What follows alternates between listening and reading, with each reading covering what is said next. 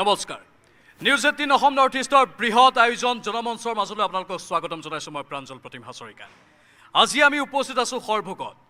বৰপেটা জিলাৰ 6টাকৈ বিধানসভা সমষ্টিৰ আমি আজি পৰ্যালোচনা কৰিম আৰু এয়া আমাৰ সন্মুখত বৰপেটাবাসী জনতা সকলোকে স্বাগতম জনাইছোঁ মই। আমাৰ মাজত আজি ভাৰতীয় জনতা পাৰ্টিৰে বেছি সংখ্যক সদস্য উপস্থিত আছে। আমি আমন্ত্ৰণ জনাইছিলোঁ কংগ্ৰেছ CRDF আৰু আন বিৰোধী দলৰ নেতা কৰ্মীসকলকো, কিন্তু দুৰ্ভাগ্যবশতঃ এতিয়ালৈকে তেওঁলোক আমাৰ মাজত আহি উপস্থিত হোৱা নাই। বিজেপিৰ মানুহ আছে, লগতে আক্ৰাসুৰ আছে, গৰিয়ামৰীয়া যুৱ পৰিষদৰ একাংশ সদস্যও আমাৰ মাজত আছে। মই প্ৰত্যেকগৰাকীৰ কাষলৈ যাম, কাৰণ নিৰ্বাচন এইবাৰ হৈছে আকৰ্ষণীয়। বহুকেইটা গোটত বিভিন্নজন বিভক্ত হৈছে। তাৰ মাজতো বিজেপিয়ে দাবী কৰি আছে যে চৰকাৰ হেনো তেওঁলোকে গঠন কৰিব। কিয় তেওঁলোকে বাৰে বাৰে নিজৰ ইমান দৃঢ় বিশ্বাস সন্মুখত দাঙি ধৰিবলৈ সাহস পাইছে, সেইটো মই তেওঁলোকৰ পৰাই জানিব বিচাৰিম। মোৰ পোনপটীয়া প্ৰশ্ন আপোনালৈ ডাঙৰীয়া, ভাৰতীয় জনতা পাৰ্টিৰ আপুনি এগৰাকী সদস্য, কিয় আপোনালোকে এইবাৰ চৰকাৰ গঠন কৰিম বুলি ডাঠি ক'ব পাৰিছে? ভাৰতীয় জনতা পাৰ্টীয়ে আজি কেন্দ্ৰৰ পৰা আৰম্ভ কৰি অসম চৰকাৰে অসমত আমি সকলোৱে ইজনে সিজনক বিশ্বাসত ল'ব পৰা হৈছোঁ। কাৰণ উগ্ৰপন্থীৰ সমস্যা এতিয়া BTRতো নাই, অসমতো নাই, আলফা সমস্যা NDFE সমস্যা নাইকিয়া হৈছে। সেয়েহে মানুহে আজি উন্নয়নৰ পথ বিচাৰিছে আৰু শিক্ষা উচ্চ শিক্ষা এখনৰ লাভ কৰাৰ কাৰণে সকলোৱে নিজকে নিয়োজিত কৰিছে। এতিয়া যিহেতু অশান্তি নাই, হত্যা অপহৰণ লুণ্ঠন একোৱে নাইকিয়া হৈছে, সেইকাৰণে আমি ক'ব পাৰোঁ যে অসমত শান্তি প্ৰতিষ্ঠাটোৱে হ'ল প্ৰথম ভাৰতীয় জনতা পাৰ্টীৰ সাফল্য, আৰু দ্বিতীয়তে হ'ল উন্নয়ন। এই যি উন্নয়ন অসমৰ ইমূৰৰ পৰা সিমূৰলৈ উন্নয়ন হৈছে, মানে আপুনি ক'ব বিচাৰিছে উন্নয়ন আৰু শান্তি স্থাপন এই দুটা মূল কাৰণতেই আপোনালোকে আকৌ চৰকাৰ গঠন কৰিবলৈ গৈ আছে। ঠিক আছে, এইটো দাবী ভাৰতীয় জনতা পাৰ্টীৰ। আন এগৰাকী ভাৰতীয় জনতা পাৰ্টীৰ সদস্য মই কাষলৈ যাব বিচাৰিছোঁ। সৰভোগত এইবাৰ ৰঞ্জিত দাসে নিৰ্বাচন দেখিলে। সৰভোগত ৰঞ্জিত দাসে হঠাৎ 2011ৰ পৰা জয়ী হৈ থাকি কিয় সমষ্টি সলনি কৰি পেলালে? পোনপটীয়া প্ৰশ্ন, কাৰণ আপোনালোকলৈ বহুকেইটা সন্দেহৰ আঙুলি উত্থাপন হৈছে যে বিজেপিয়ে হেনো ৰঞ্জিত দাসে হেনো এইবাৰ এই সমষ্টিটোৰ পৰা জয়ী হ'ব নোৱাৰিব, যাৰ বাবে ৰঞ্জিত দাসে সমষ্টি খোলাইছে। 2011ত সৰভোগ সমষ্টিত ৰঞ্জিত কুমাৰ দাসে প্ৰথমবাৰৰ কাৰণে বামপন্থীৰ ঘাটি উৎখাত কৰি বিজেপিৰ বিধায়ক হৈছিলে। তেতিয়া অসমত মাত্ৰ 5জন বিধায়কে নিৰ্বাচিত হৈছিল বিজেপিৰ পৰা। তেওঁ যেতিয়া কংগ্ৰেছৰ চৰকাৰ আছিল আৰু কংগ্ৰেছৰ চৰকাৰ থকা স্বত্তেও কিন্তু ৰঞ্জিত কুমাৰ দাসে সৰভোগ সমষ্টিত 5 মানে তেওঁ উন্নয়ন কৰিছিলে। আৰু 2016ত যেতিয়া আমাৰ চৰকাৰ হ'ল 21লৈকে, 2016ৰ পৰা 21লৈকে সৰ্বাংগীন উন্নয়ন তেওঁ কৰিছে, 80% উন্নয়ন কৰিছে। আৰু এতিয়া পাটাচাৰকুছি সমষ্টিবাসীয়ে কৈছে যে সৰভোগৰ যি উন্নয়ন হ'ল আমি যথেষ্ট আপ্লুত হৈছোঁ। আৰু সেইকাৰণে আমাৰ যি পাটাচাৰকুছি সমষ্টি বছৰ বছৰ ধৰি খৰাং হৈ আছিল, মৰুভূমিৰ দৰে হৈ আছিল, গতিকে আপুনি এজাক সেউজীয়া বৰষুণৰ দৰে পাটাচাৰকুছি সমষ্টিলৈকে আহক আৰু পাটাচাৰকুছি সমষ্টিক জাকত জিলা কৰক। আমি ৰঞ্জিত কুমাৰ দাসক হাঁহি ইয়াৰ পৰা যাবলৈ দিছোঁ। তেওঁ আচলতে ইয়াত পৰাজিত হ'ম বুলি যোৱা নাই, আচলতে তেওঁ ইয়াত 100% ইয়াৰ পৰাও আমি ভাৰতীয় জনতা পাৰ্টীৰ শংকৰ চন্দ্ৰ দাসক জয়যুক্ত কৰাম। এইবাৰ আমি প্ৰত্যেকজন ভাৰতীয় জনতা পাৰ্টীয়ে আমি বাঘ হৈ নামিছোঁ, সিংহ হৈ নামিছোঁ। সৰভোগ সমষ্টি সকলৰ কাৰণে আমাৰ হৈ থাকিব। কোন বাঘ হয় সময়ত কোন সিংহ হয় সেয়া নিৰ্ধাৰণ হ'ব 2 মে'ৰ ফলাফলৰ পাছত। তেওঁলোকে পোনপটীয়াকৈ কৈছে ৰঞ্জিত দাসে হেনো ইয়াত কাম কৰি সম্পূৰ্ণ কৰিলে, যাৰ বাবে তেওঁ সমষ্টি খোলাইছে। আক্ৰাসুৰ কোন আছে? আক্ৰাসুৰ ফালৰ পৰা মই সুধিব বিচাৰিছোঁ আপোনালোকে সেইটো মানি লয়নে? তেওঁলোকে যিটো ক'লে ৰঞ্জিত দাসৰ সৰভোগত কাম হৈ গ'ল, সেইকাৰণে সমষ্টি সলাই আন এটা সমষ্টিলৈ গৈছে তেওঁ। নহয়, যথেষ্ট কাম কৰিব লগা আছে, কিন্তু যিহেতু মই এটা অৰাজনৈতিক সংগঠনৰ পৰা প্ৰতিনিধিত্ব কৰিছোঁ, তো প্ৰথমতে আমি যিটো প্ৰতিনিধিত্ব কৰি আছোঁ বা আমি যিখিনি দাবী কৰি আছোঁ, তো এই দাবীখিনি আমি প্ৰথমতে তেওঁ কি কৰিছে, ৰাইজৰ কি কাম কৰিছে, প্ৰথমতে আমি এটা জাতিক প্ৰতিনিধিত্ব কৰি আছোঁ। আমাৰ জাতিটোৰ কি কৰিছে চাব। আজি কোচ ৰাজবংশী যিটো ছাত্ৰ সংগঠন আক্ৰাসুক আমি প্ৰতিনিধিত্ব কৰি আছোঁ। আক্ৰাসুই 3টা দশক ধৰি আন্দোলন কৰি আছে যে জনজাতিকৰণ আৰু ঐতিহাসিক ক্ষমতাবোৰ পুনৰ গঠন। কিন্তু আজি 3টা দশক ধৰি আন্দোলন কৰাৰ পৰিপ্ৰেক্ষিতত আজি জাতিটো একো ফল পোৱা নাই। যোৱা 5 বছৰ আগতে আমি কি কৰিছিলোঁ, সেইকাৰণে ৰাইজে পৰিৱৰ্তন বিচাৰি, যিহেতু কংগ্ৰেছে 15 বছৰ ধৰি শাসন কৰি এই বৃহত্তৰ জাতিটোক, এটা বৃহৎ জাতি গোটেই অসমৰ এটা কোচ ৰাজবংশী জাতিটো বৃহত্তৰ জাতি, এই জাতিটোক ঠগি আহিছে। তো তাৰ পৰিপ্ৰেক্ষিতত আমি এই দলটো পৰিৱৰ্তন কৰি, যিহেতু নতুন এটা সন্মুখত বিজেপি এটা আমাৰ মানে অপশ্যন আছে। তো এই সুবিধাটো আমি ধৰি কেনে কিজানি বিজেপি আমাৰ দাবী মানিব বা আমাৰ ৰাইজৰ কথা শুনিব বা আমাৰ সংগঠনৰ কথা শুনিব, মানে আশাত বন্দী হৈ আছে আমি আশাত বন্দী হৈ আশা এই 5 বছৰত জানো সম্পূৰ্ণ হ'ল? আশা জানো আপোনালোকৰ ফলিয়ালে? কোনো নফলিয়ালে। জাষ্ট নিৰ্বাচনৰ আচৰণবিধি যিটো আচৰণবিধি মানে কি বলবৎ কৰাৰ আগে 2 দিন আগত আমাক এটা ললিপপ দিছে। এই বৃহত্তৰ জাতিটোক এটা ললিপপ দিছে, মাত্ৰ এটা মানে ক্ষণস্থায়ী এটা মুষ্টিমেয় আমাৰ স্বগোষ্ঠীয় মানুহৰ এৰিয়াক লৈ এটা ললিপপ দিছে। তো আমি কোনোপধ্যে এওঁলোকৰ চৰকাৰক সন্তুষ্ট নহয়। কোনো পধ্যেই বিজেপিৰ চৰকাৰত সন্তুষ্ট নহয় আক্ৰাছো। সাধাৰণ জনতাৰ এইখিনি অভিযোগ আপোনালোকৰ প্ৰতি উত্তৰ আপোনালোকে দিব লাগিব। বিজেপিৰ যিহেতু সদস্য ইয়াত বেছি আছে, যুৱ মৰ্চাৰ আছে, তেওঁলোকেও উত্তৰ দিব লাগিব। মই আপোনালোকৰ কাষলৈ যাম। মই যিহেতু গৰিয়ামৰীয়া যুৱ পৰিষদৰ একাংশ আছে, তেওঁলোকৰ কাষলৈ যাম আৰু ৰাইজৰ দলৰ একাংশ আমাৰ মাজত আহি উপস্থিত হোৱা বুলি গম পাইছোঁ। তেওঁলোকৰ কাষলৈ যাম, কিন্তু মই প্ৰথমে এইবাৰ নিৰঞ্জন দাস আৰু ধনজিৎ দাসক আমাৰ মাজত মাতিছোঁ, কাৰণ তেওঁলোকে বৰপেটা জিলাৰ আটাইকেইটা সমষ্টি ঘূৰিছে, বাতৰি সংগ্ৰহ কৰিছে, ৰাজনৈতিক দলৰ গতিবিধিসমূহ লক্ষ্য কৰি আছে। মই ধনজিৎ দাসকে সুধিব বিচাৰিছোঁ, আমি এতিয়া কথা পাতি অলপ অনুমান কৰিব পাৰিছোঁ যে সৰভোগত বিজেপিয়ে এটা শক্তি প্ৰদৰ্শন কৰিবলৈ চেষ্টা কৰিছে, কিন্তু আক্ৰাছুৱে অভিযোগ উত্থাপন কৰিছে যে তেওঁলোকক ললিপপ দিয়া হ'ল। আপুনি কি দেখিছে? গ্ৰাউণ্ড জিৰ' ৰিপৰ্ট কি বাৰু? এইটো কথা সচৰাচৰ আমি যিটো দেখি আছোঁ, সঁচাকৈয়ে এইটো এটা ভাবিবলগীয়া বিষয়। ছয় জনগোষ্ঠীক যি জনজাতিকৰণ কথা কৰা আছিল আজিলৈকে হোৱা নাই। আৰু বাকীকেইটা সমষ্টি যদি আমি চাওঁ যে এইবাৰ কংগ্ৰেছ আৰু AIDF খুব কনফিডেণ্ট হৈ আছিল যে তেওঁলোকে বৰপেটা জিলাৰ কেইবাটাও সমষ্টি দখল কৰিব পাৰিব, কাৰণ মিত্ৰজোঁটত আহিছে। পূৰ্বতে তেওঁলোকৰ ভোট বিভাজন হৈছিল, এইবাৰ বিভাজন নহয়। সেইটো জানো হ'বগৈ নে এইবাৰ? বিজেপিয়ে কৈ আছে কোনো পধ্যেই নোৱাৰে তেওঁলোকে, হাজাৰ মিত্ৰজোঁট কৰিও, মহাজোঁট কৰিও। এই কথাটো আমি এটা সমীক্ষা মতে ক'ব পাৰোঁ কি, কংগ্ৰেছ UDF যদি ছেপাৰেট কৰি ভোট খেলে তেতিয়া সদায় ভোটটো বিভাজন হয়। কিন্তু এতিয়াও সৰুক্ষেত্ৰী, বাঘবৰ,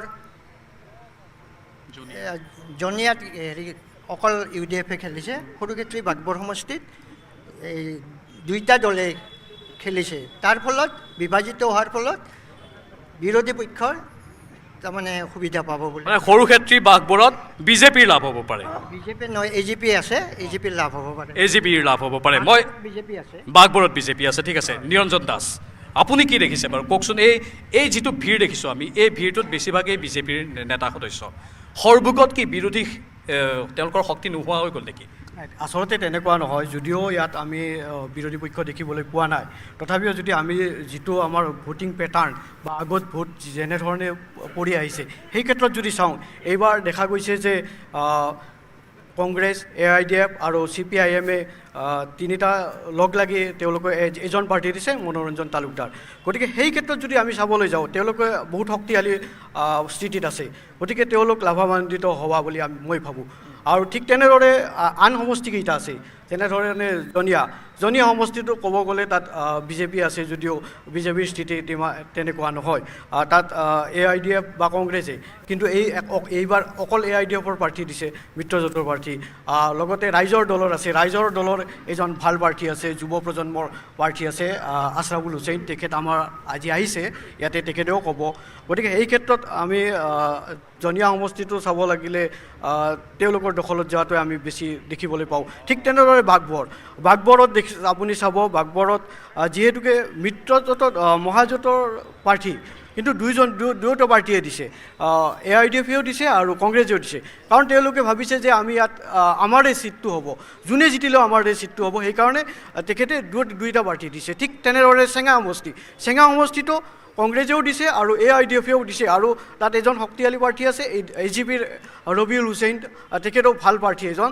গতিকে এই ক্ষেত্ৰত কিন্তু চেঙা সমষ্টিত অলপ মানে বেলেগ হ'ব পাৰে, মানে তুমুল প্ৰতিদ্বন্দ্বিতা হ'ব আপুনি ক'ব বিচাৰিছে। মুঠতে প্ৰশ্ন বহুকেইটা আছে, আৰু এতিয়া এজনকৈ বিৰোধী অহা বুলি যিহেতু আমি গম পাইছোঁ, তেওঁলোক হয়তো পিছত আছে। মই তেওঁলোকক আমন্ত্ৰণ জনাম, বিৰোধীৰ যিসকল নেতা সদস্য আছে।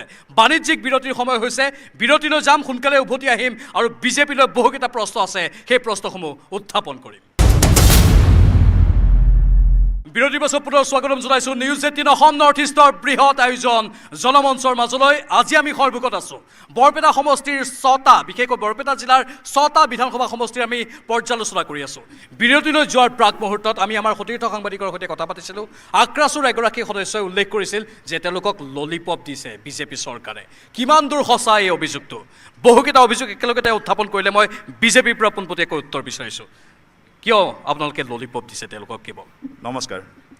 আচলতে কি হৈছে, জনজাতিকৰণৰ সমস্যাটো দীৰ্ঘদিনীয়া সমস্যা আৰু এই ক্ষেত্ৰত আমাৰ বিজেপি চৰকাৰে চিন্তা চৰ্চা কৰি আছে আৰু অনাগত নিকট ভৱিষ্যতত এই সমস্যাটো সমাধান কৰিবৰ কাৰণে আগবাঢ়িব। কাৰণ একমাত্ৰ বিজেপি দলেই হ'ল যিটো দলে আমাৰ খিলঞ্জীয়া জাতি জনগোষ্ঠীবিলাকৰ স্বাৰ্থৰ কাৰণে কাম কৰি আছে। আজি আমাৰ ইয়াতে উপস্থিত আছে আক্ৰাছুৰ নেতাজন। তেওঁ এইটো ক'ব খোজে নেকি যিটো KAC দিয়া হৈছে আমাক, কমতাপুৰ স্বায়ত্তশাসিত পৰিষদ যিটো গঠন কৰা হৈছে, সেইটো যদি ললিপপেই হয়, তেওঁলোকৰ সংগঠনৰ নেতাসকলে সেই ললিপপত কিয় চুহিব গৈ আছে? এইটো কথা তেওঁ উত্তৰ দিব পাৰিব নেকি?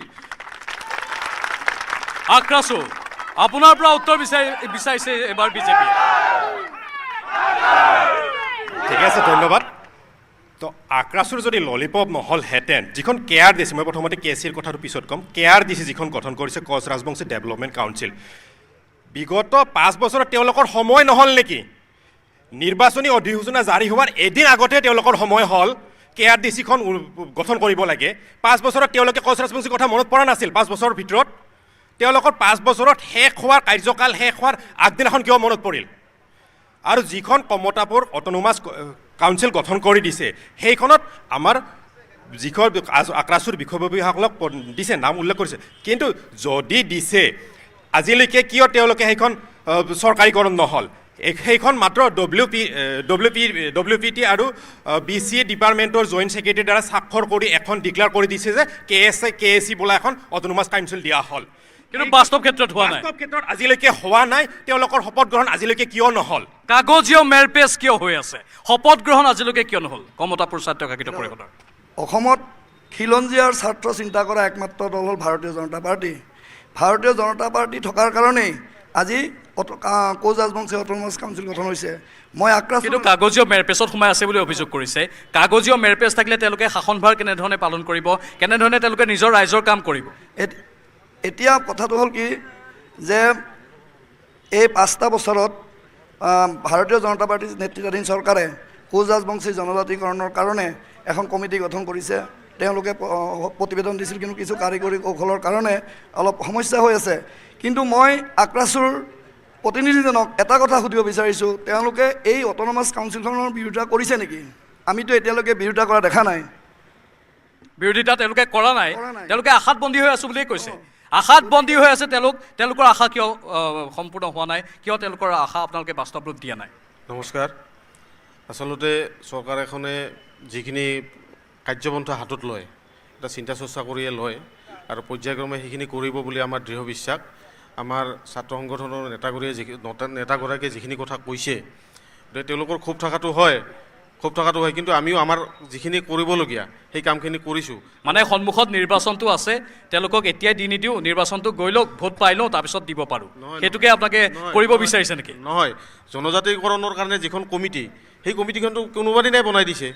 তাতে কিছু আইনী মেৰপেচৰ কাৰণে সেইখিনি হোৱা নাই, বা কেন্দ্ৰীয় চৰকাৰৰ কিবা আইনী মেৰপেচৰ কাৰণে হোৱা নাই, কিন্তু নকৰাটো কথাই নাই। 6জন কেন্দ্ৰীয় চৰকাৰটো আপোনালোকৰে আছে, আমাৰে আছে, কিন্তু কিয় আইনী মেৰপেচ হৈছে তেনেহ'লে? আমাৰ যিখন কমিটি বনাই দিছে, কমিটিৰ পৰা কিছু অলপ অসুবিধা আছে কাৰণে আমি সেইখিনি কৰিব পাৰোঁ। মানে মানি লৈছে আপুনি অসুবিধা আছে, ঠিক আছে, আমি বাধ্য, আমি কৰিম সেইখিনি। আপোনালোকে কৰিম বুলি কৈছে, কিন্তু আপুনি মানি লৈছে যে অসুবিধা আছে, মেৰপেচ আছে। মই আপোনাৰ কাষলৈ আকৌ যাম। জিন্দাবাদ ধ্বনি নহয়, জিন্দাবাদ ধ্বনি কিছু সময় পাছত দিব। জিন্দাবাদ ধ্বনি কিছু সময় পাছত দিব। ৰাইজৰ দলৰ প্ৰতিনিধি আহিছে, তেওঁ প্ৰাৰ্থী হয় জনীয়া সমষ্টি, মই আমন্ত্ৰণ জনাইছোঁ। এইফালে আহক আপুনি। আপোনাক কিয় ভোট দিব লাগে সেইটো আপুনি ডাঠি কওক, মানে সেইটো আপুনি ৰাইজৰ আগত দাঙি ধৰক। কিয় আপোনাক ভোট দিব লাগে জনীয়া সমষ্টিত?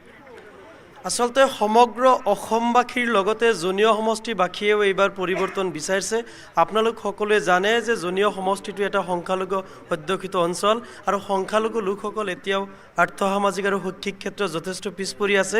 এই কথাটো আমি সকলোৱে জানো। তাততো সংখ্যালঘু নেতা আছে, তাততো সংখ্যালঘু নেতা আছে, ইমান দিনে কংগ্ৰেছ AIUDF তাত নিজৰ প্ৰাৰ্থী জয় কৰালে, কি কৰিলে ইমান দিনে? ইমান দিনে সংখ্যালঘু লোকসকলৰ আৱেগ অনুভূতিক মূলধন হিচাপে লৈ কংগ্ৰেছ আৰু AUDF দলে কেৱল ব্লেকমেইলিঙৰ ৰাজনীতি কৰি আহিছে। গতিকে জনীয় সমষ্টিবাসী ৰাইজ সজাগ হৈছে আৰু কংগ্ৰেছ AUDFৰ ব্লেকমেইলিঙৰ ৰাজনীতিৰ পৰা পৰিত্ৰাণ পাব বিচাৰিছে, পৰিৱৰ্তন হ'ব বিচাৰিছে। আৰু জনীয় সমষ্টিবাসী ৰাইজে কেৱল নিজৰ সংখ্যালঘু লোকসকলৰ অৱস্থাৰ পৰিৱৰ্তনৰ কথা চিন্তা কৰা নাই, বৃহত্তৰ অসমীয়া জাতীয় জীৱনক সমৃদ্ধ কৰি সমন্বয়ৰ বাটেৰে আজি সমগ্ৰ অসমীয়া জাতিটোক সুৰক্ষিত কৰাৰ স্বাৰ্থত যেনেকুৱা ধৰণে এটা নতুন বিকল্পৰ চিন্তা ভাৱনা হৈছে, সেই বিকল্প চিন্তা ভাৱনাক সঁহাৰি দি কৃষক নেতা অখিল গগৈ ডাঙৰীয়াৰ নেতৃত্বত সৃষ্টি হোৱা ৰাইজৰ দলৰ প্ৰতি আস্থা পোষণ কৰিছে। আৰু বৰ্তমানৰ জনীয় সমষ্টিৰ মাননীয় বিধায়কগৰাকী কাম কাজ কৰাৰ ক্ষেত্ৰত সম্পূৰ্ণৰূপে ব্যৰ্থ হৈছে। তেওঁৰ বিৰুদ্ধে ৰাইজৰ মাজত এটা ডাঙৰ অভিযোগ আছে, এজন অকৰ্মণ্য বিধায়ক, ব্যৰ্থ বিধায়ক। গতিকে এনেকুৱা এজন অকৰ্মণ্য বিধায়কৰ পৰিৱৰ্তে, ব্যৰ্থ বিধায়কৰ পৰিৱৰ্তে সমষ্টিটোৰ সৰ্বাংগীন উন্নতিৰ স্বাৰ্থৰ লগতে বৃহত্তৰ জাতীয় জীৱনৰ প্ৰশ্নবিলাকৰ লগত যাতে সবলভাৱে যুক্তিপূৰ্ণভাৱে থিয় দিব পাৰে, তেনেকুৱা এজন যুৱ প্ৰজন্মৰ প্ৰতিনিধি হিচাপে জনীয় সমষ্টিবাসী ৰাইজে বিচাৰিছে। আৰু জনীয় সমষ্টিৰ এজন যুৱ প্ৰজন্মৰ যোগ্য সন্তান হিচাপে নিশ্চয় জনীয় সমষ্টিবাসী ৰাইজে এইবাৰ ৰাইজৰ দলৰ প্ৰাৰ্থী হিচাপে। কিন্তু বদৰুদ্দিন আজমলেতো কৈ দিলে যে ৰাইজৰ দল বিজেপিৰ বি টিম। তেওঁ যিটো মন্তব্য আগবঢ়ালে সেইটো মন্তব্য আপুনি শুনিছে হয়তো। কিয় আপোনালোকক বাৰে বাৰে বিজেপিৰ বি টিম বুলি কৈ আছে? মানে ভোট আপোনালোকে কাটিব ক'ৰবাত আৰু লাভটো হ'বগৈ বিজেপিৰ, সেইটোকে বুজাব বিচাৰিছে। আচলতে বদৰুদ্দিন আজমল ডাঙৰীয়াই অখিল গগৈ ডাঙৰীয়া বা আমাৰ ৰাইজৰ দলক বিজেপিৰ বি টিম বুলি কোৱাৰ মূল কাৰণটো হ'ল অখিল গগৈ ডাঙৰীয়াৰ জনপ্ৰিয়তাক লৈ তেওঁলোক শংকিত। অখিল গগৈৰ যি জনপ্ৰিয়তা, যি গ্ৰহণযোগ্যতা, তাক যদি বিকল্প ৰাজনীতিলৈ পৰিৱৰ্তন হয় তেতিয়াহ'লে নামনি অসমত কংগ্ৰেছ UDFৰ ভৱিষ্যত একেবাৰে অন্ধকাৰ। গতিকে এতিয়াৰ পৰাই ৰাইজৰ দলক তেওঁলোকে বিজেপিৰ বি টিম বুলি বদনাম কৰি দিব বিচাৰে। কিন্তু আপুনি এইখিনি কথা কওঁতে বিজেপিয়ে হাততালি মাৰিছে। আপুনি এইটো কথা কোৱাৰ লগে লগে বিজেপিয়ে হাততালি মাৰিছে, সেইটোৱে কিবা ইংগিত বহন কৰিছে। মই ক'ব বিচাৰি আছো যে সমগ্ৰ অসমৰ মানুহে জানে বিজেপিৰ বিৰুদ্ধে যদি আটাইতকৈ শক্তিশালীভাৱে, আটাইতকৈ আপোচহীনভাৱে সংগ্ৰাম কৰি আছে অখিল গগৈ ডাঙৰীয়াৰ নেতৃত্বতে সংগ্ৰাম হৈছে। আজিও চৰকাৰৰ বিৰুদ্ধে সংগ্ৰাম কৰি তেওঁ 1.5 বছৰ পাৰ হৈ গ'ল, কাৰাবন্দী হৈ আছে। তেনেস্থলত অখিল গগৈ ডাঙৰীয়াক বিজেপিৰ বি টিম বুলি ক'লে আমাৰ হাঁহি উঠে, তেওঁলোকৰ প্ৰতি আমাৰ পুতৌ জন্মে। বৰঞ্চ আমি ক'ব বিচাৰোঁ অতীতৰ কৰ্মকাণ্ড দেখিলে AUDF দলটো বহু সময়ত হয়তো নিজে নজনাকৈ বা পৰিকল্পিতভাৱে বিজেপিৰ বি টিম হিচাপে কাম কৰি আছে। 2014 চনৰ লোকসভা নিৰ্বাচনত য'তেই ত'তে UDFে প্ৰাৰ্থী প্ৰক্ষেপ কৰাৰ কাৰণে বিজেপি দলৰ বহুত কেইজন সাংসদ নিৰ্বাচিত হোৱাত বদৰুদ্দিন আজমল ডাঙৰীয়াই সহায় কৰিছিলে। 2016 চনৰ বিধানসভা নিৰ্বাচনত বদৰুদ্দিন আজমল ডাঙৰীয়াই য'তে ত'তে প্ৰাৰ্থী প্ৰক্ষেপ কৰাৰ কাৰণে কমচে কম 24 জনতকৈ অধিক বিধায়কক জয় হোৱাত সহায় কৰিছিলে বিজেপিৰ। গতিকে তেওঁলোকে আমাক বিজেপিৰ বি টিম বুলি ক'ব হৈছে। আমাৰ তেনেকুৱা ধৰণৰ কোনো কৰ্মকাণ্ড উদাহৰণ কিন্তু অতীতত নাই। আমি এতিয়া কেৱল ৰাজনীতিৰ পথত নতুনকৈ আহিছোঁহে। গতিকে বদৰুদ্দিন আজমল ডাঙৰীয়াই প্ৰলাপ বকিব নালাগে, অখিল গগৈৰ জনপ্ৰিয়তাক লৈ শংকিত হ'ব নালাগে। এনেও আপোনালোকৰ সংখ্যালঘু লোকসকলৰ আৱেগ অনুভূতিক মূলধন কৰি ইমান দিনে যি ব্লেকমেইলিঙৰ ৰাজনীতি কৰিব বিচাৰি আছিলে অসমৰ সংখ্যালঘু ৰাইজে তাৰ পৰা পৰিত্ৰাণ পাব বিচাৰিছে। সেই সময় এতিয়া কিন্তু সমাগত হৈছে। সংখ্যালঘু ৰাইজে কি বিচাৰে আৰু কি কি বিচাৰে আপুনি অলপ বহক, আপোনাৰ কাষলৈ পুনৰ যাম। বিজেপিৰ একাংশ নেতা সদস্য কিন্তু ৰাইজৰ দলৰ এই কথাখিনিত সাংঘাতিকভাৱে সুখী হৈছে। তেওঁলোকৰ বডি লেংগুৱেজে সেইখিনি কথা কৈ দিছে। কি ইংগিত বহন কৰে আচলতে? ৰাইজৰ দলে কৈছে সংখ্যালঘুক উদ্ধাৰৰ কথা, বিজেপিয়ে কিন্তু তেওঁলোকৰ কথাত হাততালি দিছে কাৰণ কংগ্ৰেছ AIUDFক সমালোচনা কৰিছে। আপুনি কি দেখিছে? কাৰণ বিজেপিয়ে দাবী কৰিছে যে তেওঁলোকে উন্নয়ন আৰু শান্তি স্থাপনত বিশেষ ভূমিকা ল'ব পাৰিছে। আপোনালোকৰ মতে হয়নে? কিছু ক্ষেত্ৰত তেওঁলোকৰ বিজেপিৰ যি কথা আমি সমৰ্থন কৰিব লাগিব। আমি যেতিয়া সৰু আছিলোঁ, আমাৰ কাষতে VTC আছে, তাত বিভিন্ন ধৰণৰ অপ্ৰীতিকৰ পৰিস্থিতি হৈছিল আৰু বিজেপি অহাৰ পিছত কিছু ক্ষেত্ৰত কিন্তু শান্তি হৈছে। সংখ্যালঘু লোকসকলে কি কি পাইছে চৰকাৰৰ দিনত? সঁচাকৈ পাইছেনে? ৰাইজৰ দলে কৈছে কেৱল প্ৰতাৰণা কৰিছে, কংগ্ৰেছে হওক, AIUDFে হওক, বিজেপিয়ে হওক। আপোনালোকে তেওঁলোকক সমৰ্থন কৰেনে? নে এইবাৰ নতুন পৰিৱৰ্তন বিচাৰিব, নে বিজেপিকে আপোনালোকে আকৌ সমৰ্থন কৰিব? পোনপটীয়া প্ৰশ্ন। প্ৰথম কথা, আমাৰ গৰীয়া জনগোষ্ঠীটো বছৰ বছৰ ধৰি পিছ পৰি আছিল, অৱহেলা কৰি আছিল। কিন্তু এইখন চৰকাৰে আমাৰ গৰীয়া জনগোষ্ঠীৰ ডেভেলপৰ কাৰণে গৰীয়া ডেভেলপমেণ্ট কাউন্সিল ঘোষণা কৰি ইতিমধ্যে আমাৰ সৰ্বভাৰতীয় সন্তান হাফিজুল আহমেদক অধ্যক্ষ হিচাপে নিযুক্তি দিছে। হয়তো আমি যথেষ্ট পাইছোঁ, আমি সম্পূৰ্ণভাৱে নোপোৱা বুলি আমি কোনো এতিয়া ক'ব নোৱাৰোঁ। আৰু যদি আমি উন্নতি ফালে ক'ব যাওঁ, সৰ্বভাৰতীয় সমষ্টি, মই যেতিয়া ভোট উঠিছে 2011ত প্ৰথম ভোট দিছোঁ, তেতিয়াৰ পৰা যি আমি দেখিছোঁ সৰ্বভাৰতীয় সমষ্টিৰ উন্নতি, উপকোষাগাৰ হ'ল, ফুলকাৰবা মডেল হস্পিটেল হ'ল, সৰ্বভাৰতীয় স্বাস্থ্য কেন্দ্ৰৰ কাষতে সৰ্বভাৰতীয় মহকুমা স্বাস্থ্য কেন্দ্ৰ হৈ আছে। এতিয়া মই যদি ব্যক্তিগতভাৱে ক'ব যাওঁ, সৰ্বক সমষ্টি 80% উন্নয়ন হৈছে। সংখ্যালঘুৱে কৈছে তেওঁলোকৰ উন্নয়ন হৈছে, ৰাইজৰ দলৰ প্ৰাৰ্থীগৰাকীয়ে কৈছে কাৰো দিনত উন্নয়ন হোৱা নাই, সেয়েহে তেওঁলোকক ভোট দিব লাগে। মই আপোনাক সুধিছোঁ, সংখ্যালঘু লোকসকলে কৈ আছে যে বিজেপিৰ দিনত বহুত পাইছে তেওঁলোকে, হয়নে? হয়তো কোনোবাই এতিয়া কৈ আছে যে বিজেপিৰ দিনত সংখ্যালঘু মানুহে কিবা পাইছে নাপাইছে, মই সেইটো কথা ক'ব খোজা নাই। আজি আপোনালোকে যদি চাই, আমাৰ অসমৰ যিজন প্ৰভাৱশালী মন্ত্ৰী হিমন্ত বিশ্ব শৰ্মা ডাঙৰীয়াৰ মুখৰ যি বাক্য আপোনালোকে চাইছে, যে হিমন্ত বিশ্ব শৰ্মাই যেতিয়া এটা প্ৰেক্ষাপটৰ মাজত সোমাই সি কয় যে আমাৰ মামা চাচাৰ ভোট নালাগে, মিয়াৰ ভোট আমাক নালাগে, সেই সময়ত আপোনালোকে কি ভাবিব যে মিয়াক বাদ দি অসম কেতিয়াও জীয়াই থাকিব নোৱাৰে। অসমৰ এটা গুৰুত্বপূৰ্ণ সমাজ হিচাপে যদি বিবেচনা কৰিব খোজোঁ, তেতিয়াহ'লে আমি মিয়াক সামৰি ল'ব লাগিব। আজি আমি জনীয়া সমষ্টিৰ কথা ক'ব ওলাইছোঁ। আজি আমাৰ জনীয়া সমষ্টিত বিজেপি গভৰ্ণমেণ্ট থকা কালত বিজেপিয়ে কি উন্নতি কৰিছে? জিৰো। কোনো ধৰণৰ সহায় আমাৰ জনীয়া সমষ্টিত কৰা নাই। এতিয়া সৰ্বক সমষ্টিৰ কথা যদি ক'ব যাওঁ, সৰ্বক সমষ্টিত ৰঞ্জিত দাস ডাঙৰীয়া ইয়াৰ বিজেপি সভাপতি বা সৰ্বক সমষ্টিৰ বিধায়ক, তেওঁ হয়তো অলপ কিবা কিবি কাম কৰিব পাৰে, সেইটো বেলেগ কথা, সি ৰাজনীতিৰ কাৰণে কৰিব পাৰে সেইটো। কিন্তু আজি জনীয়া সমষ্টিৰ কথা যদি ক'ব যাওঁ, জনীয়া সমষ্টিত বিজেপিৰ প্ৰাৰ্থিত্ব দিছিল, বিজেপিৰ প্ৰাৰ্থিত্ব দিছিল। সেই বিজেপিৰ প্ৰাৰ্থিত্বজনে, যিজন প্ৰাৰ্থী আছিল, সেই প্ৰাৰ্থীজনে ইলেকশ্যনত হাৰি যোৱাৰ পিছত আকৌ জনীয়া সমষ্টিত এই 5 বছৰৰ ভিতৰত বা 2 বছৰৰ ভিতৰত এদিনো জনীয়া সমষ্টিৰ কোনো এটা গাঁৱত বা কোনো এটা বজাৰত 1 মিনিট সময়ৰ কাৰণে জনীয়া সমষ্টিত অহা নাই। জনীয়া সমষ্টিত সি ভোট পোৱা নাছিল এনেকুৱা নহয়, ইয়াক জনীয়া সমষ্টিবাসীয়ে 15,000 ভোট দিছিল, কিন্তু 15,000 ভোটৰ বিনিময়ত সি 1 টকাৰ কামো জনীয়া সমষ্টিত কৰা নাই।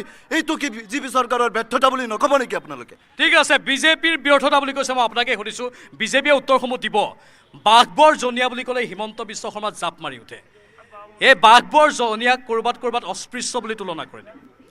সেই কথাটোৱে বিজেপি দল চৰকাৰৰ নেতাসকলক আমি সদায় প্ৰত্যাহ্বান জনাই আহিছোঁ যে আপোনালোকে মেৰুকৰণৰ ৰাজনীতি কৰাৰ কাৰণে এটা বিশেষ সম্প্ৰদায়ক সদায় তুচ্ছ তাচ্ছিল্য কৰি থাকিব, গালি গালাজ পাৰি থাকিব, অথচ বাঘবৰ আৰু জনীয়া সমষ্টিত তেওঁলোকে এইবাৰ প্ৰাৰ্থিত্ব প্ৰদান কৰিছে। তেওঁলোকক সুধিব বিচাৰিছোঁ, তেওঁলোকে আচলতে কি আশা লৈ জনীয়া আৰু বাঘবৰৰ নিচিনা ঠাইত তেওঁলোকে প্ৰাৰ্থিত্ব প্ৰদান কৰিছে, অথচ তেওঁলোকে মুকলিকৈ কৈ আছে মিয়াৰ ভোট আমাক নালাগে, বাঘবৰ জনীয়াত আহিলে পাকিস্তান বাংলাদেশত থকা যেন লাগে। গতিকে অসমৰ ৰাইজে এই কথাবিলাক চাই আছে, বুজি আছে, অনুভৱ কৰি আছে, আৰু অসমৰ ৰাইজে নিশ্চয়কৈ অসমৰ শংকৰাজানৰ দেশ, ইয়াত হিন্দু মুছলমানৰ নামত বিভাজন কৰি সাম্প্ৰদায়িক বিষবাষ্প বিয়পাই তেওঁলোকে যি ৰাজনীতি কৰিব বিচাৰিছে, সেই ৰাজনীতিক কিন্তু আমি কোনোপধ্যেই সমৰ্থন নকৰোঁ। মই উত্তৰ বিচাৰিছোঁ, বিজেপিৰ পৰা সাম্প্ৰদায়িক ৰাজনীতি বুলি আপোনালোকক গুৰুতৰ অভিযোগ। সাম্প্ৰদায়িক ৰাজনীতি কৰি আছে, ধৰ্মীয় মেৰুকৰণ কৰি আছে। বাঘবৰ জনীয়াক আপোনালোকে একাংশই অস্পৃশ্য বুলি কয়, এতিয়া তাতেই প্ৰাৰ্থী দিছে। আপোনালোক প্ৰকৃততে এটা জিৰ' হেনো তেওঁলোকে অভিযোগ কৰিছে। এইটো সম্পূৰ্ণ মিছা অভিযোগ। বিজেপি কেতিয়াও সাম্প্ৰদায়িক দল নহয়, বিজেপি সকলোৰে বাবে, সকলোৰে কাৰণে। গতিকে বিজেপি বাঘবৰ জনীয়াত সেই উন্নয়ন হোৱা, বাঘবৰ জনীয়াত ৰাইজৰ দলে কৈছে বাঘবৰ জনীয়াত উন্নয়ন হোৱা তেওঁলোকৰ নাই। MLA নাই, বিৰোধী MLA কি পায় কি নাপায় সেইটো ৰাইজে জানে। 40,000 আমাৰ সদস্য, চৰকাৰটো আপোনালোকৰে আছে, MLA নাই বাৰু। চৰকাৰ হ'লেতো অভিভাৱকৰ দায়িত্ব চৰকাৰে পালন কৰিব লাগিব। MLA বাৰু তেওঁলোকৰ তাত AIUDF বা কংগ্ৰেছৰ, কিন্তু চৰকাৰটো আছে সামগ্ৰিক উন্নয়নৰ বাবে। সামগ্ৰিক উন্নয়নভাৱে হৈছে, বাকী যিবিলাক স্কিম আছে সকলো স্কিম জনীয়া বাঘবৰত ইমপ্লিমেণ্ট হৈ আছে। তেওঁলোকে মিছা মাতিব হৈছেনে? অৰুণোদয় আঁচনি হোৱা নাই নেকি? 500 কোটি টকা দিছিলে, সেই পোৱা নাই নেকি? পাইছেনে নাই আপোনালোকে? পোৱা নাই, কেনেকৈ ক'ব? তেওঁলোকৰ হাতত লিষ্ট আছে নেকি? তেওঁলোকে ক'ব নোৱাৰে নহয়।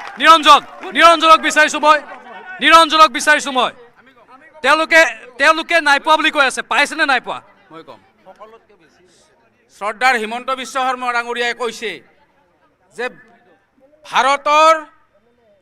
ভাৰতৰ খাই পাকিস্তানৰ গুণ গোৱা মুছলমানৰহে ভোট নালাগে। যিসকল প্ৰকৃত ভাৰতীয় মুছলমান, তেওঁলোকক আমি আঁকোৱালি লৈছোঁ, কাৰণ আমি শান্তি সম্প্ৰীতিৰে আমি জীয়াই থাকিব বিচাৰোঁ একেখন সমাজতে। আগতকৈ সম্প্ৰীতি আমাৰ বাঢ়িছে।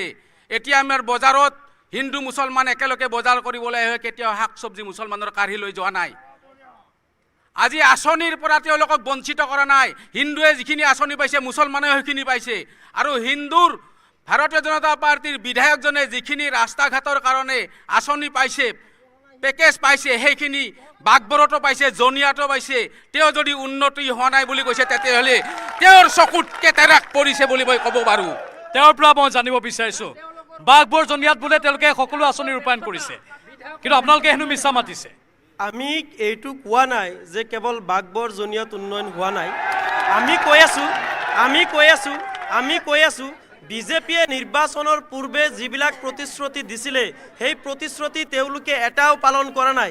আজি আমাৰ বিজেপিৰ সমৰ্থক বন্ধুসকলে কৈছে উন্নয়নৰ কাৰণে আৰু শান্তিৰ কাৰণে অসমৰ ৰাইজে তেওঁলোকক পুনৰ ভোটদান কৰিব, কিন্তু অসমৰ ৰাইজে বৃহত্তৰ অসমীয়া জাতিটোৱে ইতিমধ্যে বিজেপি দলটোক অসমীয়া জাতি বিৰোধী দল হিচাপে চিহ্নিত কৰিছে। কাৰণ আপোনালোকে জানে নিৰ্বাচনৰ পূৰ্বে বিজেপি দলটোৱে যিবোৰ প্ৰতিশ্ৰুতি দিছিলে এটাও পালন কৰা নাই। মই মাত্ৰ দুটামান জাতীয় জীৱনৰ লগত জড়িত থকা কথা উনুকিয়াই দিব বিচাৰিছোঁ। তেওঁলোকে কৈছিলে 16 মে'ৰ পৰা টালি টোপোলা বান্ধি বাংলাদেশী গুচি যাব লাগিব, কিন্তু তেওঁলোকে বাংলাদেশীক চিনাক্তকৰণটো দূৰৰ কথা, বহিষ্কাৰকৰণটো দূৰৰ কথা, বিদেশীক তেওঁলোকে ধৰ্মৰ নামত ভাগ ভাগ কৰি সাম্প্ৰদায়িক ৰাজনীতি কৰাৰ কাৰণে কাৰ দৰে সংবিধান বিৰোধী, সাম্প্ৰদায়িক আৰু অসম চুক্তি বিৰোধী এখন আপুনি ক'ব বিচাৰিছে হিন্দু বাংলাদেশী তেওঁলোকে বৰপেটাত আনি প্ৰশ্ৰয় দিছে আৰু তেওঁলোকে বৰপেটা বুলি নহয়, সমগ্ৰ অসমত তেওঁলোকে বিদেশীক সংস্থাপন দি অদূৰ ভৱিষ্যতে অসমীয়া জাতিটোক ভাষিকভাৱে, সাংস্কৃতিকভাৱে, ৰাজনৈতিকভাৱে কোন বিদেশীক দিছে? হিন্দু বাংলাদেশীক দিছে নেকি? মুছলমান বিদেশী, যিটো আইন মানে আপুনি হিন্দু বাংলাদেশী কথাই ক'ব বিচাৰে? মূলত হিন্দু বাংলাদেশী আপুনি সেইটোৱে কয়? হয়। মই বিজেপিৰ পৰা উত্তৰ বিচাৰিছোঁ। যুৱ প্ৰতিনিধিৰ প্ৰশ্নত যুৱ প্ৰতিনিধিয়ে উত্তৰ দিব লাগিব। এইবিলাক ৰাজনীতিৰ বোকাচোদা খেল। এতিয়া যি অসম চৰকাৰ 5 বছৰীয়া চৰকাৰ চলি আছে, ৰাজনীতিৰ বোকা ছটিওৱা খেল, সেই ৰাজনীতিৰ বোকাটো আপোনালোকেও ছটিয়াই আছে ডাঙৰীয়া। আপোনালোকেও ক'ৰবাত ছটিয়াই। তেওঁলোকে কৈছে সাম্প্ৰদায়িক কথা, আমি কৈ আছো উন্নয়নৰ কথা, তেওঁলোকে কৈছে সাম্প্ৰদায়িক কথা। মানে আপোনালোকে সাম্প্ৰদায়িক কথা নকয়, কেতিয়াও নকয়, হয়নে বাৰু? আমি কেৱল উন্নয়ন বিচাৰিছোঁ, উন্নয়ন আৰু উন্নয়ন। প্ৰতিজন ব্যক্তিৰে উন্নয়ন হ'ব লাগিব আৰু ভাৰতীয় জনতা পাৰ্টি অসমৰ প্ৰতিজন ব্যক্তিৰ হৃদয়ত থাকিব লাগিব। এয়া আমাৰ নতুন প্ৰজন্মৰ। বৰপেটাত আপোনালোকে হিন্দু বাংলাদেশী সংস্থাপন দিয়া নাই? বৰপেটাত তেওঁ হয়তো যিখন কা আইনৰ কথা কৈছিল তেওঁ হয়তো ভালকৈ বুজি পোৱা নাই। তেওঁক মই কৈছোঁ তেওঁলোকৰ যিবিলাক ৰাজনৈতিক তেওঁলোকৰ দলৰ নেতা আছে তেওঁলোকৰ পৰা ভালদৰে বুজি আহক, তাৰপিছত আহি আমাৰ লগত মুখামুখি হওক। আপুনি কোনটো দলৰ হয়, নে আপুনি এগৰাকী নিৰপেক্ষ? মই নিৰপেক্ষ বুলি আহিছোঁ। সভ্যতাৰ যুঁজ বুলি কৈছে হিমন্ত বিশ্ব শৰ্মাই, যে 65% এগেইনষ্টত, আমি 35% এগেইনষ্টত 65% আমি যুদ্ধ কৰিম। সেই 65% কোন আৰু 35% মোগল কাক বুলি কৈছে সেইটো কথা মই তেওঁলোকৰ পৰা জানিব বিচাৰোঁ।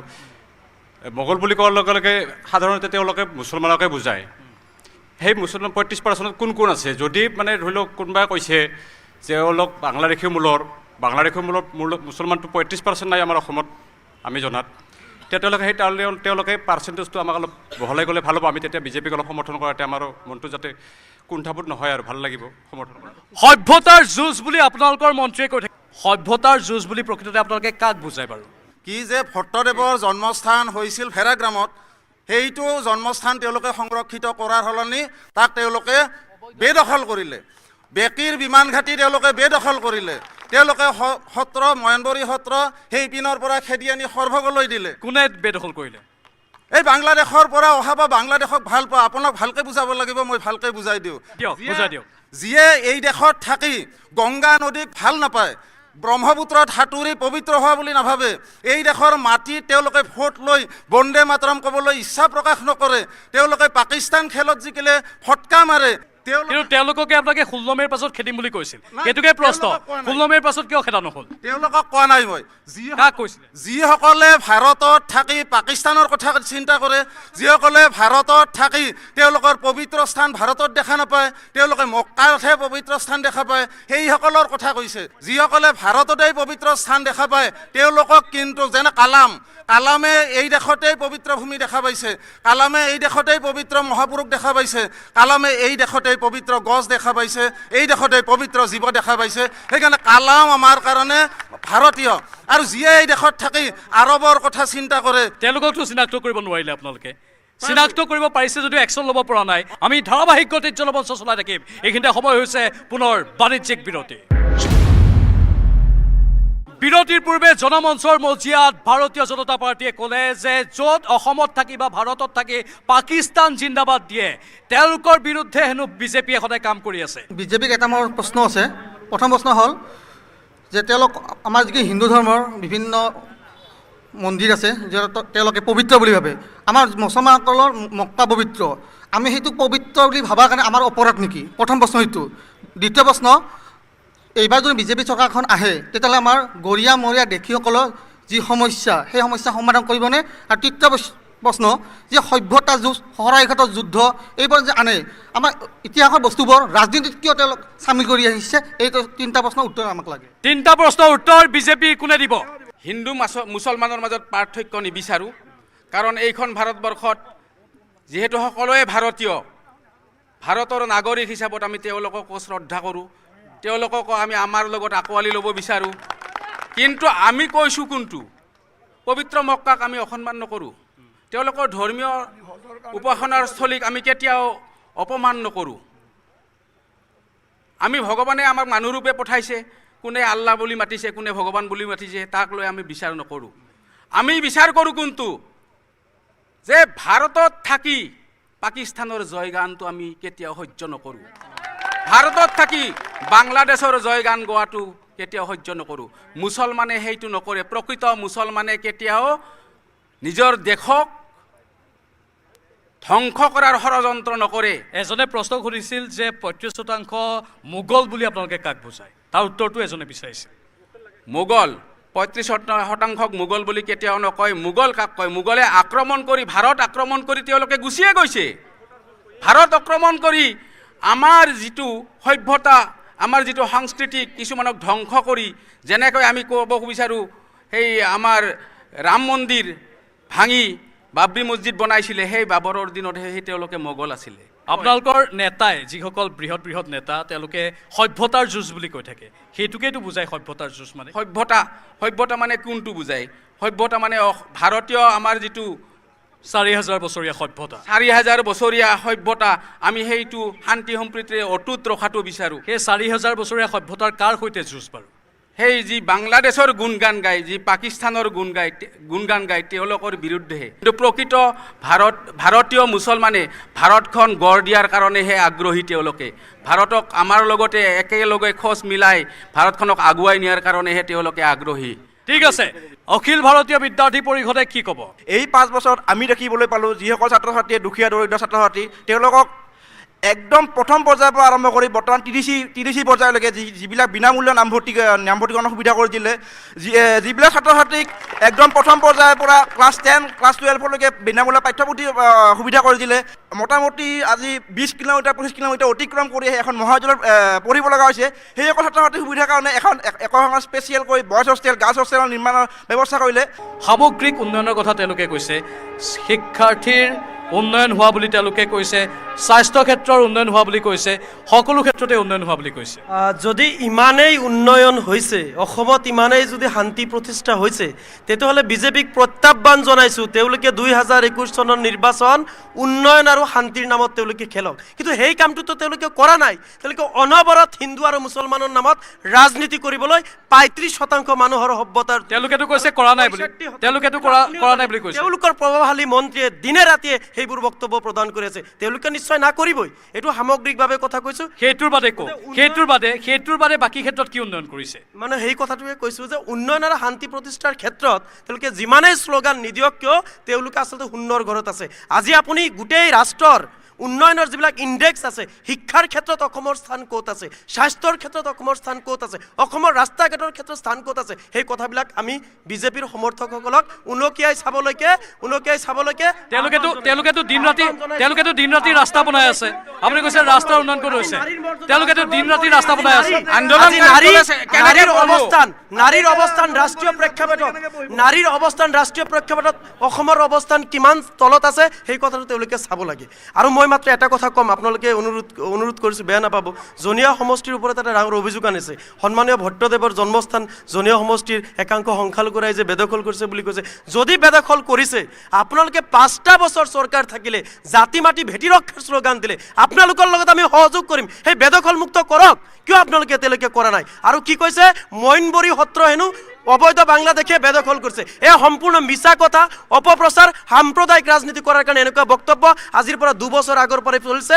আৰু মনবৰী সত্ৰ গৰাখনৰ কবলত পৰি তাৰে পৰা স্থানান্তৰিত কৰিবলগীয়া হৈছে। সেই মনবৰী অঞ্চলৰ মানুহে জানে আৰু মনবৰী সত্ৰৰ লগত জড়িত যিসকল লোক আছে তেওঁলোকেও জানে। গতিকে অনুৰোধ জনাইছোঁ, আমি চবে ৰাজনীতি কৰিম, কিন্তু ৰাজনীতি কৰাৰ কাৰণে আমাৰ হাতাম প্ৰিয়া ঐক্য সম্প্ৰীতিক যাতে আমি মিছা বদনাম নিদিওঁ, আমি যাতে সাম্প্ৰদায়িক ৰাজনীতি কৰিবলৈ চেষ্টা নকৰোঁ। আপোনাৰ কাষলৈ আহিছোঁ। মই এটা কথা কওঁ, আমাৰ সৰভোগ সমষ্টি এই বৰপেটা ডিষ্ট্ৰিক্টত 1 নম্বৰ কাম কৰিছে আমাৰ ৰঞ্জিত দাস ডাঙৰীয়া সৰভোগ সমষ্টিত, আৰ 2 নম্বৰ কাম কৰছে Bagbar chairman Ali, R 3 number কাম কৰছে খালেক স্যাৰে। ই উকিল কাকু গগৈৰ পাছতে দাউৰি থাকে না সমষ্টিত যায়। চেয়াৰম্যান আলী আৰু আব্দুল খালেকে কাম কৰিছে। আপুনি কংগ্ৰেছৰ বিধায়ক বা সাংসদকো সমৰ্থন কৰিছে, তেওঁলোকে কাম কৰিছে। আমাৰ বিজেপি দলে তো হিংসা কৰে না, এক সমান কাম দিছে। একদম 1 নম্বৰ কাম আমাৰ সৰভোগ সমষ্টিত, 2 নম্বৰ বাগবৰ, 3 নম্বৰ হল চেয়াৰম্যান আলী আহমেদ আৰু আব্দুল খালেকেও কাম কৰিছে, আৰু বিজেপিয়ে তেওঁলোকক কাম দিছে। হিংসা করে নাই, সমান ভাগ করে দিছে একদম। এখন মিছা কই আছে, এখন জয়লা সোমাই নাই। মই এইবালে মাল দি আছো, তুই জয় বাগবর বিরাট কাম করছে। ৰঞ্জিত দাসতকৈও বেছি কাম কৰিছে নেকি? নাই নাই, আমাৰ এতে ৰঞ্জিত দাসে 1 নম্বৰ কাম কৰছে, 2 নম্বৰ চেয়াৰম্যান আলী কাম কৰছে।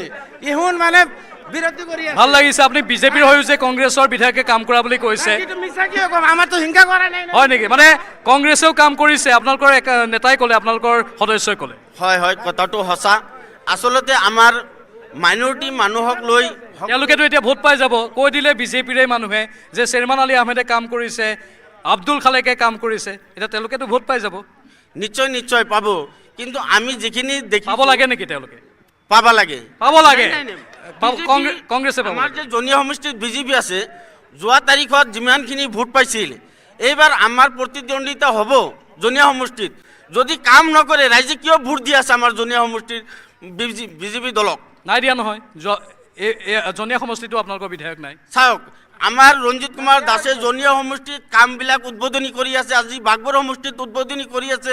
বাগবৰ জনীয়াক লৈ আপোনালোকে ভয় কৰে নেকি? জনীয়াবাসী হিচাপে মই ক'ব বিচাৰোঁ যে বিজেপি দলে, যে অসম চৰকাৰৰ বিজেপি দলে যিখিনি মানে আঁচনি ৰাইজৰ কাৰণে আগবঢ়াইছে, সেই আঁচনিৰ সকলো জনীয়াবাসীয়ে অংশীদাৰ হৈছে। সেই আঁচনিবিলাক যেতিয়া যেনে অৰুণোদয় আঁচনি, আজি জনীয়াবাসীত আজি সৰভোগত চাই যদি তুলনা কৰা যায়, জনীয়াবাসীৰ ৰাইজে অৰুণোদয় আঁচনি বেছি পাইছে। যেতিয়াৰ পৰা কেন্দ্ৰ আৰু ৰাজ্যত বিজেপি চৰকাৰ আহিছে, তেতিয়াৰ পৰা ক'ব পাৰিব যে এজন মুছলমানৰ ওপৰত কোনোবাই আক্ৰমণ কৰিছে। ৰাইজৰ দলে প্ৰত্যুত্তৰ কি দিয়ে? ৰাইজৰ দলৰ প্ৰত্যুত্তৰ আমি ল'ম, কিন্তু এইখিনিতে সময় হৈছে বাণিজ্যিক বিৰতি। বিৰতিৰ পাছত আপুনি ক'ব, ৰাইজৰ দলেও ক'ব। বিৰতি লৈছোঁ, অতি সোনকালে উভতি আহিম।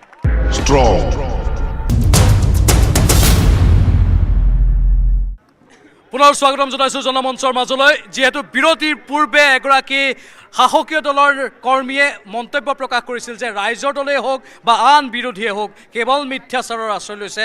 তেওঁলোকে যিসমূহ অভিযোগ উত্থাপন কৰিছে, সেই অভিযোগসমূহৰ কোনো ভিত্তি নাই। আপোনালোকে মিথ্যাচাৰৰ আশ্ৰয় লৈছে নেকি? সঁচাকৈ কেৱল ক'ব লাগে বাবেই, ভোট লাভৰ বাবে আপোনালোকে এনেধৰণৰ কথা কৈ আছে নেকি? মই যি বক্তব্য প্ৰদান কৰিছোঁ জনীয়া বা বাগবৰ কেন্দ্ৰিক নহয়। মই বিজেপিৰ সমৰ্থক সকলো বন্ধু সকলোৱে পঢ়া পাতি কৰে, শিক্ষিত যেন লাগিছে। তেওঁলোকে উনুকিয়াইছোঁ, হাতত এণ্ড্ৰইড মোবাইল আছে। নাৰী নিৰ্যাতনৰ ক্ষেত্ৰত অসমৰ স্থান সৰ্বভাৰতীয় পৰ্যায়ত কিমান সেইটো দেখিলে গম পাব। শিক্ষাৰ স্থান সৰ্বভাৰতীয় পৰ্যায়ত অসমৰ স্থান কিমান সেইটো দেখিলে গম পাব। স্বাস্থ্য সেৱাৰ ক্ষেত্ৰত সৰ্বভাৰতীয় পৰ্যায়ত অসমৰ স্থান কিমান সেইটো যদি দেখে তেওঁলোকে গম পাব। এতিয়া একাংশ নেতাই ক'লে যে আমি এক ধাক্কাত হাই মাদ্ৰাছা বা মাদ্ৰাছা খুলি দিম। হিমন্ত বিশ্ব শৰ্মাই লগে লগে প্ৰত্যুত্তৰ দিলে, আমি এক ধাক্কাত মেডিকেল কলেজ খুলি দিছোঁ, এতিয়া ৰাইজে বিচাৰ কৰক। মানে কি বুজালে? আপুনিও বুজি পাইছে। মানে শিক্ষাৰ ক্ষেত্ৰত তেওঁলোকে মেডিকেল কলেজ খুলিছে, ইঞ্জিনিয়াৰিং কলেজ খুলিছে, সেই ক্ষেত্ৰত তেওঁলোকে উন্নতি কৰিছে। আৰু আপোনালোকৰ একাংশ নেতা, আপোনালোকৰ বুলি নকওঁ, AIDF-ৰ একাংশ নেতাই সেয়া এক ধাক্কাত মাদ্ৰাছা খুলি দিম। AIDF আৰু বিজেপিৰ চৰিত্ৰ একেয়ে, কেৱল মানুহৰ ধৰ্মীয় আৱেগ অনুভূতিক লৈ তেওঁলোকে সময় সুবিধা বুজি সাম্প্ৰদায়িক ৰাজনীতি কৰে। হয় নেকি? মন্ত্ৰী হিমন্ত বিশ্ব শৰ্মাই মাদ্ৰাছা বন্ধ কৰি দিম বুলি কৈ যি সাম্প্ৰদায়িক ৰাজনীতি কৰিব বিচাৰিছে, একে সময়তে বদৰুদ্দিন আজমল ডাঙৰীয়াই পুনৰবাৰ একে ধাক্কাতে মাদ্ৰাছা খুলি দিম বুলি কৈও তেওঁলোকে সাম্প্ৰদায়িক ৰাজনীতি কৰিব বিচাৰিছে। ঠিক আছে, সাম্প্ৰদায়িক ৰাজনীতি আপুনি ৰওক, এইফালে উত্তৰ দিব। সাম্প্ৰদায়িক ৰাজনীতি বদৰুদ্দিন আজমলে যেনেধৰণে কৰিছে, ঠিক একেধৰণে আপোনালোকেও কৰিছে বোলে। বিজেপি দলে কেতিয়াও সাম্প্ৰদায়িক ৰাজনীতি কৰা নাই। এইটোতো আমি বাৰে বাৰে সুধি আছোঁ, আপোনালোকে উত্তৰ দি আছে, কিন্তু এওঁলোকে বাৰে বাৰে যে অভিযোগটো দি আছে। তেওঁলোকে সদায় মানুহক আৱেগিক কৰি ৰাইজৰ দলে মানুহক আৱেগিক কৰি মানুহক ৰাস্তাত আনি আত্মজা দিয়াই তেওঁলোকৰ নিজৰ স্বাৰ্থবিলাক পূৰণ কৰিব বিচাৰে। কাৰণ কিয় অখিল গগৈয়ে আমি দেখা দিনৰ পৰাই অখিল গগৈয়ে মানুহক মিথ্যাচাৰৰ আশ্ৰয় লৈ সাধাৰণ মানুহক যিবিলাকে বেছি শিক্ষা দীক্ষা নাই তেওঁলোকক আৱেগিক কৰি এটা আন্দোলনমুখী সৃষ্টি কৰি দিয়ে আন্দোলন কৰি তাৰপিছত তেওঁলোকে ওপৰত যায় মন্ত্ৰী মিনিষ্টাৰ হওক বা কোনোবা ডাঙৰ নেতাৰ লগত লগ লাগি তেওঁলোকে সৰটো খাই লয় ডাঙৰ নেতা অখিল গগৈ নিচিনা নেতাবিলাকে। যি সময়ত কাজিৰঙাত বেদখল মুক্ত কৰিবলৈ চৰকাৰে সিদ্ধান্ত লৈছিল প্ৰচেষ্টা লৈছিল সেই সময়ত অখিল গগৈয়ে কি কাৰণত তেওঁৰ হৈ ডিফেন্স দিছিলে সেই উত্তৰ আপোনাৰ পৰা বিচাৰিছোঁ। আৰু এইখন আমি সেইসকল অনুপ্ৰৱেশকাৰী হৈ আজি ৰাইজৰ দল গঠন কৰিছে অখিল গগৈয়ে, সেইকাৰণে আমি কৈছোঁ এইখন সভ্যতাৰ যুঁজ। কাৰণ সেইসকল অনুপ্ৰৱেশকাৰী সেইসকল বেদখলকাৰী কেতিয়াও ভাৰতীয় নহয়, অসমীয়া নহয়, তেওঁলোকে ভাৰতীয় সভ্যতা সংস্কৃতি বিশ্বাসী নকৰি সেইকাৰণে কৈছোঁ এইখন আমাৰ সভ্যতাৰ যুঁজ, এইখন কুৰুক্ষেত্ৰৰ যুদ্ধ। অখিল গগৈ সেই দৰিদ্ৰ মানুহৰ পক্ষত কিয় অৱস্থান কৰিছিল? সেই দৰিদ্ৰ মানুহখিনি অনুপ্ৰৱেশকাৰী নাছিল, বিদেশী নাছিল, তেওঁলোকৰ মাটিৰ পট্টা 1951 চনৰ আছিলে, তেওঁলোকৰ মাটিৰ পট্টা 1936 চনৰ আছিলে। অখিল গগৈ ডাঙৰীয়া বেদখল মুক্ত কৰাৰ বিৰোধিতা কৰা নাছিলে। অখিল গগৈ ডাঙৰীয়া চৰকাৰলৈ আহ্বান জনাইছিলে সেই দৰিদ্ৰ লোকসকল আমাৰ অসমৰ অসমীয়া লোকসকল হয়, তেওঁলোকক বেদখল মুক্ত কৰাৰ আগতে তেওঁলোকক পুনৰ সংস্থাপনৰ ব্যৱস্থা কৰক। অখিল গগৈ প্ৰফেশ্যনেল আন্দোলনকাৰী বুলি কৈছে। অখিল গগৈ সুবিধাবাদী আখ্যা দিছে এগৰাকী বিজেপি নেতা। মানে সমালোচনা কৰিব পাৰে কোনোবাই, কিন্তু যুক্তিপূৰ্ণ উত্তৰ দিয়ক। তেওঁ যদি বিদেশী হয় তেতিয়াহ'লে তেওঁলোকক পুনৰ সংস্থাপনৰ নামত এই বিজেপি চৰকাৰখনে 24 কোটি টকা কিয় খৰচ কৰিলে? সৰ্বানন্দ সোণোৱাল চৰকাৰে যদি সংস্থাপনৰ ব্যৱস্থা কৰিছে কাজিৰঙাৰ মানুহখিনি, তাতে আমাৰ যিখিনি খিলঞ্জীয়া মানুহখিনিৰ কাৰণেহে কৰিছে। আৰু তাতে যিখিনি বিদেশী আছিল তেওঁলোকে কিন্তু এই ৰাইজৰ দলৰ মানুহবিলাকে ইয়াতে লুকাই ৰাখিছে আহি। সুধক নহয় যদি তেওঁলোকক পুনৰ সংস্থাপনৰ নামত 24 কোটি খৰচ কৰিলে বুলি কৰিছে। আমাৰ খিলঞ্জীয়া অসমীয়া মানুহৰ কাৰণে কৰিছে, তাতে থকা অনুপ্ৰৱেশকাৰীৰ কাৰণে কৰা বুলি কৈছে। অনুপ্ৰৱেশকাৰীবিলাকক এওঁলোকে এই ৰাইজৰ দলৰ মানুহবিলাকে আনি এই সংখ্যালঘু অঞ্চলত বসতি স্থাপন কৰিব সুযোগ দিছে। মই প্ৰত্যাহ্বান জনাইছোঁ অসম চৰকাৰলৈকে, বিজেপি চৰকাৰলৈকে, কাজিৰঙাত উচ্ছেদ কৰাৰ পিছত তেওঁলোকে কেইজন বিদেশী চিনাক্ত কৰিছে সেই বিদেশীৰ তালিকা শ্বেতপত্ৰ হিচাপে প্ৰকাশ কৰক। কেইজন বিদেশী তেওঁলোকে চিনাক্ত কৰিছে সেই কেইজন বিদেশীৰ শ্বেতপত্ৰৰ তালিকা তেওঁলোকে প্ৰকাশ কৰক। আৰু যদিহে সঁচাকৈ বিদেশী চিনাক্ত কৰিছে সেই বিদেশীবিলাক কলৈ গ'ল, ক'ত ৰাখিছে সেই প্ৰশ্ন অসমৰ ৰাইজে জানিব বিচাৰে। কাৰণ অসমৰ ৰাইজে কোনেও অসমত বিদেশী থকাটো নিবিচাৰে। বিচাৰে নেকি ৰাইজ আপোনালোকে? নদী বান্ধৰ পৰা আৰম্ভ কৰি সংখ্যালঘু বুলি কোনটো অৱহেলা কৰিছিল এইখন চৰকাৰে? এইখন চৰকাৰৰ ভাইচ স্পীকাৰজনেই আমাৰ সংখ্যালঘু সম্প্ৰদায়ৰ। সংখ্যালঘুক যদি আমি বা মুছলমান সম্প্ৰদায়ক আমি ঘৃণ কৰোঁ তেতিয়াহ'লে আমাৰ টিকটত তেওঁলোকে নিৰ্বাচন খেলিছে কিয়? তেওঁলোকে অন্তৰত বিজেপি যি কিবা এটা আছে, বিজেপি যি কিবা এটা দিয়ে বা বিজেপি যি সাম্প্ৰদায়িক দল নহয়, অন্তৰত তেওঁলোকৰ সোমাই ৰাখিছে। এতিয়া মই সুধিছোঁ এই যিখিনি কথা বিজেপিয়ে উত্তৰ দিলে সদ উত্তৰ বুলি ক'ব পাৰিনে তাক প্ৰত্যেকটো ক্ষেত্ৰতেই? বেছি সংখ্যকতে দেখা গৈছে যে তথ্য ভিত্তি মানে তথ্য নহা উত্তৰ দি আছে। আজি যদি বজালি যদি জিলাখন ঘোষণা কৰিব পাৰিলে সৰ্বক মহকুমাটো কিয় ঘোষণা নহ'ল? সৰ্বক সমষ্টি মহকুমা নোহোৱাৰ এটা কাৰণ আছে। এই কাৰণটো হ'ল যেনেকৈ কৈছে যে কোচ ৰাজবংশীসকলক লালিপপ দিছে, নহয় কথাটো। ঠিক তেনেকৈ নিৰ্বাচনৰ ঠিক আগে আগে এটা নহয় দুটা নহয়, যোনে যেনেকৈ খুজিছে 25টা মহকুমা দিছিলে। এই বৰপেটা ডিষ্ট্ৰিক্টখনতে ইমানখিনি মহকুমা দিছিলে। কোনে দিছিলে? আপোনালোকেতো দিছিলে। কংগ্ৰেছ চৰকাৰে, কংগ্ৰেছ চৰকাৰে দিছিলে। সেইটো আছিলে কি 25টা মহকুমা ঘোষণা কৰি যদি 25টা আসন পাওঁ, কিন্তু 25টা বাস্তৱ নহয়। ধন্যবাদ জনাইছোঁ, আপুনি গুৰুত্বপূৰ্ণ কথা কৈছে। আৰু লগতে এইবাৰ ভাৰতীয় জনতা পাৰ্টীৰ চৰকাৰখনে মহকুমা হোৱাৰ ক্ৰাইটেৰিয়া, এই ক্ৰাইটেৰিয়া ফুলফিল হ'ব লাগিব আৰু পৰ্যালোচনা কৰি আছে। ঠিক আছে বাৰু, আমি এটা সমাধান সূত্ৰত আহিছোঁ বা আমাৰ এই অনুষ্ঠানৰ শেষৰ ফালে আহি উপনীত হৈছোঁ। সকলোকে ধন্যবাদ জ্ঞাপন কৰিছোঁ। প্ৰত্যেকটো ৰাজনৈতিক দলে নিজৰ নিজৰ যুক্তি প্ৰদৰ্শন কৰিছে আৰু গণতন্ত্ৰত সেইটো বৰ দৰকাৰী। গণতন্ত্ৰত এনেধৰণৰ প্ৰতিযোগিতাই লাগে, কোনেও ব্যক্তিগতভাৱে নল'ব। কাৰণ গণতন্ত্ৰক যদি আমি জীয়াই ৰাখিব লাগে তেনেহ'লে এনেধৰণৰ বাক বিতণ্ডাটো স্বাভাৱিক, নহয় জানো? আপোনালোকক অশেষ ধন্যবাদ জ্ঞাপন কৰিছোঁ। ইমানখিনি সময় আপোনালোকে নষ্ট কৰি আমাৰ মাজলৈ আহিলে আৰু আগন্তুক দিনতো এনেধৰণৰ অনুষ্ঠান আমি আয়োজন কৰি থাকিম আপোনালোকৰ মাজত। কিন্তু আমি বিচাৰোঁ এখন সুস্থ চৰকাৰ, সবল চৰকাৰ, যিখন চৰকাৰে ৰাইজৰ উন্নয়নত গুৰুত্ব দিয়ে, যিখন চৰকাৰে সৰ্বাংগীন বিকাশত গুৰুত্ব দিয়ে। সকলোকে পুনৰ ধন্যবাদ জনাই আজিৰ অনুষ্ঠানৰ পৰা বিদায় লৈছোঁ। নমস্কাৰ।